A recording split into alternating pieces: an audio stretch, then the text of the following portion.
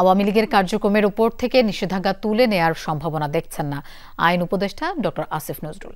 বরিশালে পূজা মণ্ডপ পরিদর্শন শেষে তিনি বলেন, একটা দলের কার্যক্রম যখন নিষিদ্ধ হয় তখন নিষেধাজ্ঞা স্থায়ী না অস্থায়ী এমন প্রশ্ন থাকে। এই প্রসঙ্গে প্রধান উপদেষ্টা যা বলেছেন তা থিওরিটিক্যাল।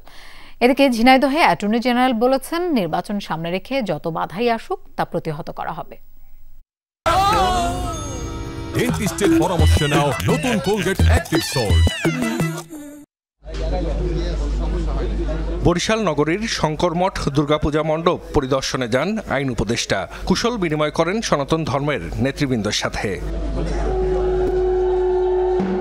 পরে সাংবাদিকদের সাথে কথা বলার সময় আওয়ামী লীগের কার্যক্রমের উপর থেকে নিষেধাজ্ঞার প্রসঙ্গও উঠে আসে।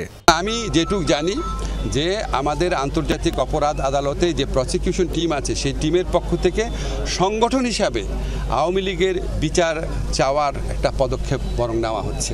কাজেই এই নির্বাচনের আগে তো দূরের কথা, অদূর ভবিষ্যতে আমি আমার পর্যবেক্ষণ থেকে যেটুক বুঝি আর কি, আমার ধারণা আওয়ামী লীগের কার্যক্রম এটা আপনার যে নিষিদ্ধ হয়েছে এটা উইথড্র হওয়ার কোনো সম্ভাবনা নাই বাস্তবিক অর্থে। শান্ত পাহাড়কে যারা অশান্ত করছে তাদের বিরুদ্ধে কঠোর ব্যবস্থা নেওয়ার কথাও বলেন আইন উপদেষ্টা। সবাই বাংলাদেশের নাগরিক, বাংলাদেশের নাগরিক হিসাবে সবার যেমন সমান অধিকার আছে, শান্তিতে সম্প্রীতির সাথে বাস করার, নিরাপদে বাস করার অধিকারও সবার সমান আছে। এবং এটার পিছনে যারা বাধা হবে তাদেরকে আমাদের আইন শৃঙ্খলা রক্ষাকারী বাহিনী আইন মোতাবেক তাদের বিরুদ্ধে সমভাবে ব্যবস্থা নেবে। এদিকে ঝিনাইদহে অ্যাটর্নি জেনারেল বলেছেন, যারা দেশের মানুষকে দীর্ঘ সময় জিম্মি করে রেখেছিল তারা আগামী নির্বাচন বানচালের ষড়যন্ত্র করছে।